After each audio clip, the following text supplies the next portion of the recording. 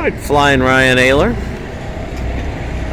Tell us about your race weekend and your thoughts about the Gator Nationals. Had very high hopes, and I think after a lot of hard work in the off season, we anticipated some better results, but that is racing.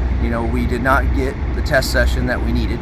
Test session would have proved out what we were able to do in qualifying, which showed that we were on the wrong track one way or another. We don't know exactly why that is at this particular moment, but we do know that the motor that we was running qualifying with is either it's down on power for some reason or another, or it's just not performing well on the track, and the numbers back home on the dyno are not equating to ET like we had thought. So regardless, we put in a motor that we know what it does on the track, we know what it does at home, and it did what we thought it would do. So it ran a solid number. If we would have started on Friday with a 685 off the trailer, we would have been in a lot better shape on Sunday. Yeah. So, but I've had weekends where I've had every part broken in a box and sending home a bunch of stuff for Bad Brad to fix, and we're not doing that. This is going to Charlotte. We're going to go start doing some testing. We're taking home the one motor that's got some question marks surrounding it, and pick up the pieces and move forward. So we're still optimistic. The new bike has 10 runs on it now.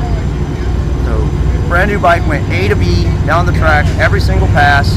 Little things here or there like you'd expect, kind of turned up. We had a brake that locked up on us and things like that, and it all kind of just kept leading us astray from the reality of, hey, you got something else going on power-wise, and we figured that out in Q3. Went to put a motor in for Q4, so we weren't blind on Sunday, and just that's the way the cards were dealt. We just weren't able to get that Q4 in, and Mother Nature just kept poking us, and it's all right. We got the race in. It was a beautiful weekend. Say 50,000 fans sampled El Bandito and drink margaritas, and there's huge success for the first time. Liquor's been here on the property at the Gator Nationals. Really? Yep, first time in history. So, wow, I had no idea. Yep, so we were the official tequila for the first, and now the relationship is strong, and next year that will just continue to soar. So hopefully our program follows that suit, and we can give the fans a little bit something more to talk about other than fantastic tequila. So. Yeah. Race results and the great tequila. That's right, yeah. Anything you'd like to say about El Bandito Yankee and your relationship with them and how that's going? Amazing company to now work for. So myself, Scotty, and Katie. What's your title?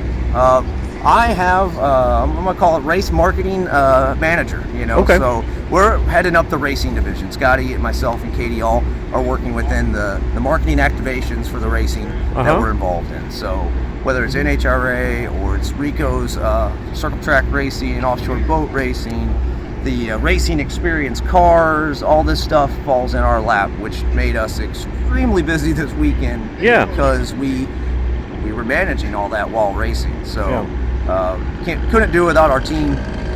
Randy, the truck driver, chauffeur, and everybody all over, the sponsorship. Did the tasting at Gumby's Pizza and the Fan Fest party. Did the tasting at Good Pour and connected the dots with concession. And I mean, it's a lot to happen on a weekend like this. So sure.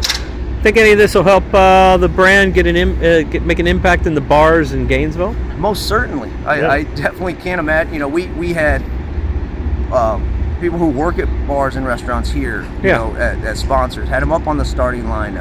Relationship with Gumby's Pizza is hilarious because back at Illinois State, where I went to school, there was a Gumby's Pizza owned by the same ownership. So now they're picking it up. Okay. And they're going to work with it. And they were so happy to see, what we could really do. A lot of sponsorships always think that it's, what's that sticker going to do for me? And it's never the sticker.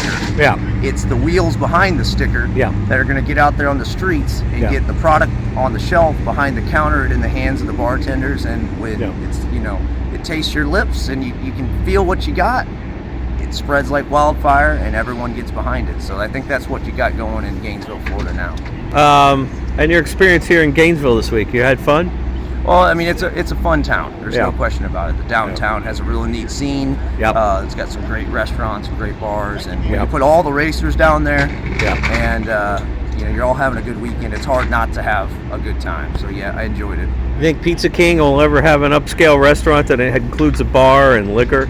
Out of the Pizza Kings that I've been to, I have not seen one that serves beer or wine or liquor. But That's okay. We don't Time for them we to don't make the next step. discriminate. We don't discriminate against pizza places. You know. Yeah. It's something that we're all. They into. were artisanal before artisanal was cool. That's right. That's right. They should make the leap, right? Hey, to go and we'll see what happens, right? Yeah. You know, we, Yeah. we go in the winner's circle again in Indy, and we give a shout out to Pizza King before we do El Bandito. Oh, They yeah. better, they better come running over. You know. I hear you. Let's amen to that. I'll see right. you there. Sounds good. All right. Wouldn't be the first time. That's right.